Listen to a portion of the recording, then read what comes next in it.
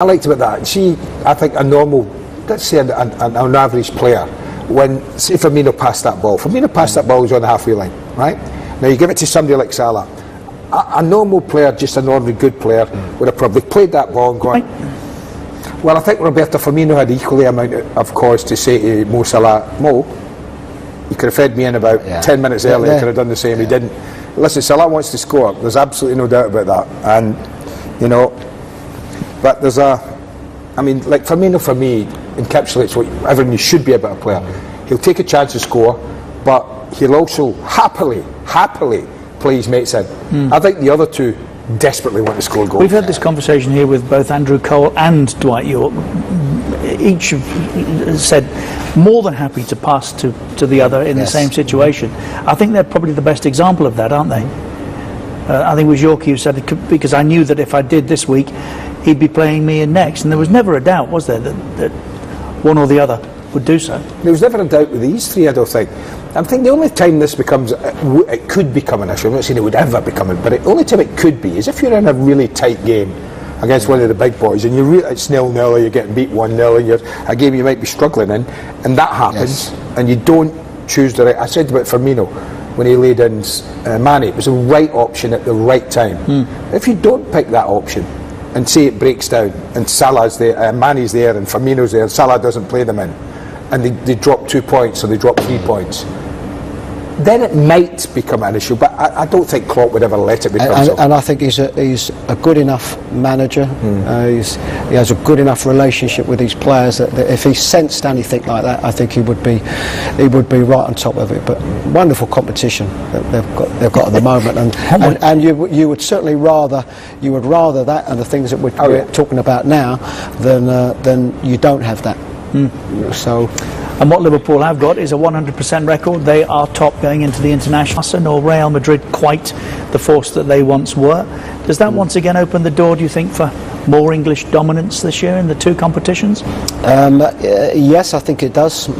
If I'm certainly looking at the levels, if I'm looking at Man City, of course, and Liverpool, who have started very, very strong. Tottenham feeling their way a little bit, I suppose. But if I look at the confidence that I think the English clubs would have got from last season, and probably some of the big boys, as we spoke about, not playing at the levels and going through little sort of transitional periods as well, then it does. But you know, to replicate what was able to do last season, I think will be very hard. How do you find Guardiola? There's no doubt that his abilities and the work rate and the thought processes that he has going into every game, I think are there to see. You know, he's a manager that's used to winning games. He's in good form most of the time because he's winning most of the time. But I think there comes a real pressure of keeping them to them levels, and I think that's why he works as hard as what he does. And I think the players that he have on you and others like you every bit as intense, bearing in mind you're not working with the same tools that they've got in their box. I think the pressure from ourselves is exactly the same. I think the difference with the top teams, and in particular I think now with Liverpool and Man City, it's almost, you know, global. And if I'm looking at the pressure that they put on themselves, the pressure that the game sees from these two clubs to maintain that level of standards, I think it's greater than what we all go through. Within ourselves, yes, of course, there is that type of pressure, you know, with every manager, whether you are, you know, top of the league or bottom of the league. But I just think that with what we have, media, 24-hour football games, the pressure, I just think it's increased even more so. And what is the difference between being coach, as you once were, and manager, as we like to describe the man in charge in the English game? There are few, if any, you're one of them, an exception, that have given up one role to take on the other and not made a success of it. But you have. What's the difference, and how have you managed to do that? Well, huge difference. I think it's about responsibility. I mean, I think for me it was a right pathway. I coached for a long time, and I done a long apprenticeship, which I think put me in a good position, I think, to manage. But I think that the huge difference is just the pressure levels. You know, you could almost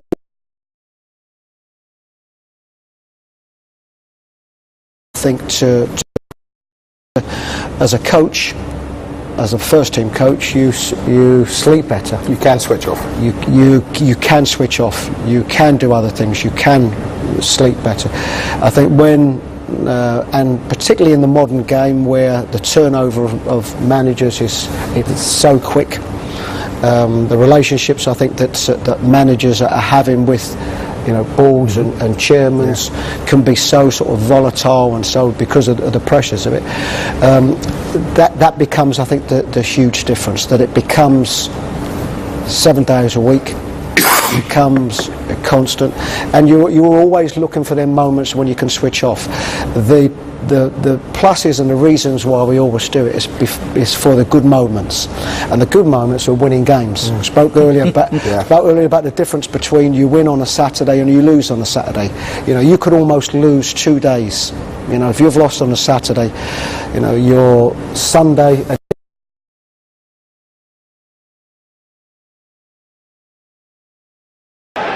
Buendia. Grant Hanley been injured last season. They are the moments that you look for. They are what I would regard as the fun moments.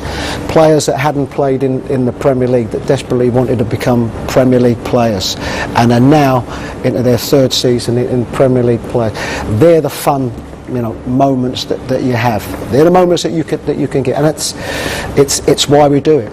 Why are there not, and I'm sorry, I don't, you're a standard bearer on this subject, so let me ask you, I hope it's not a subject that you're tired of. Why are there not more black coaches in the game in general, not just the Premier League? And do you find yourself as like I said, a standard bearer on this subject, that you're a go-to man? Yes, I do, because the stats speak for themselves, and it's certainly a mantle that I'm very happy and comfortable to take on, and it's a big subject, and in some ways to simplify it, and I think it was Chris Ramsey that I remember spoke about it, that he felt that we lost a generation of potential good coaches and managers. How did we do that? Well, I go back to my earlier years of playing, where certainly racism was in certainly different forms to what it is now. And if I think about the perception in the game of black players were quick, physical, good centre halves, but not really captain material, not really coaching material. And I think during that generation, some of what we would have liked to have thought is the game would have liked to have thought individuals that might have made good coaches and good managers steered away from that, and that's affected, I think, the next generation of black and ethnic players coming through, that the pathways weren't really there. My pathway's been a little bit different, but I speak to, and have done in the past, lots of potential black coaches and managers that felt that pathway was too difficult for them, that there wasn't that pathway for them. Well, so, that there were obstacles placed in the way, or that they weren't encouraged, and there is a difference between the two, isn't there? Well, no, I think both. I think they wasn't encouraged, and if I look at what we have at the moment, certainly in the FL, of a form of the Rooney Rule, which means that each club must at least have a. Well, you like that? I am in agreement of it in a form, right? Because I think there are two ways to look at it. One is that well, as a black and ethnic coach, you don't really want to get a job just because of your colour. But what I think a form of the ruling rule does is it at least gives an opportunity for a black and ethnic applicant to go through an interview process. Now, some might just use that as a quote. Well, you say that. I actually blogged on this subject recently, and it is something that Andy and I have talked about for the best part of 8 years, Andy, since we were on the radio. Yeah. We talked to one of the initiators of the original Rooney Rule. Now, the EFL have said we'll have an 18-month trial period. That's all it is, isn't it? Trial. There's nothing specific here on their part. But there were 17 changes of manager through the Championship and Leagues 1 and 2 in the summer. I'd like to know, not individuals, I'd like to know the numbers. How many black and ethnic coaches were actually interviewed, or are we just paying this lip service? Would that help? Yes, I think it would help. We are we're in a position at the moment where I generally feel that there is, and I've spoke about this before, that there is an enthusiasm